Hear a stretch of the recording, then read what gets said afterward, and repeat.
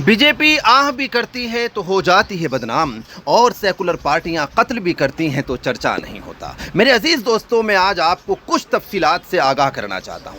मैं शुरुआत करता हूं 1980 के मुरादाबाद फसादात से, जहां सैकड़ों मुसलमानों को कत्ल किया गया, जेलों में डाला गया और मुरादाबाद शहर कई महीनों तक फसाद की आग में झुलसता रहा। 1980 में उत्तर प्रदेश में सरकार थी कांग्रेस की। उसके बाद आता है 1983 और फसादात शुरू हो जाते हैं आसाम में, और सैकड़ों हजारों मुसलमानों को कत्ल कर दिया जाता है। मुसलमान डिस्प्लेस्ड हो जाते हैं, अपने घर बार छोड़ने पर मजबूर हो जाते हैं। और 1983 में आसाम में सरकार थी कांग्रेस की। उसके बाद आता है 1989 और फसाद होता है बिहार के भागलपुर में, और हजारों मुसलमानों को कत्ल कर दिया जाता है। हजारों मुसलमान अपने घर बार छोड़कर भागने पर मजबूर हो जाते हैं। और 1989 में बिहार में सरकार थी कांग्रेस की। उसके बाद आता है 92 यानी 1992 का फसाद, जब बाबरी मस्जिद को शहीद कर दिया जाता है। सेंट्रल में गवर्नमेंट थी कांग्रेस की। अब आप कहेंगे कि बाबरी मस्जिद तो बीजेपी ने गिराई है। बिल्कुल बीजेपी ने गिराई है, लेकिन आखिर कोई एक दल, कोई एक जमात सेंट्रल गवर्नमेंट से ज़्यादा मजबूत कैसे हो गई,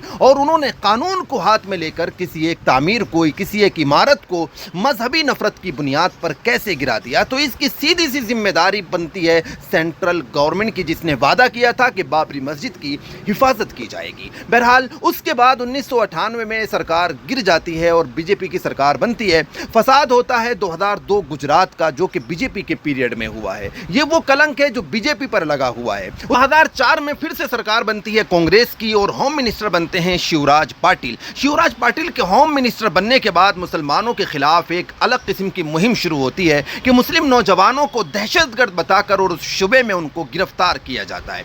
सैकड़ों हजारों मुस्लिम नौजवानों को दहशतगर्द बताकर गिरफ्तार किया गया, जो आज तक अदालतों से बाइज्जत बरी हो रहे हैं 10-10, 15-15, 20-20 साल के बाद। उसी पीरियड में जबकि कांग्रेस की सरकार थी, 2008 में बटला हाउस एनकाउंटर होता है और 2 मुस्लिम नौजवानों को कत्ल कर दिया जाता है।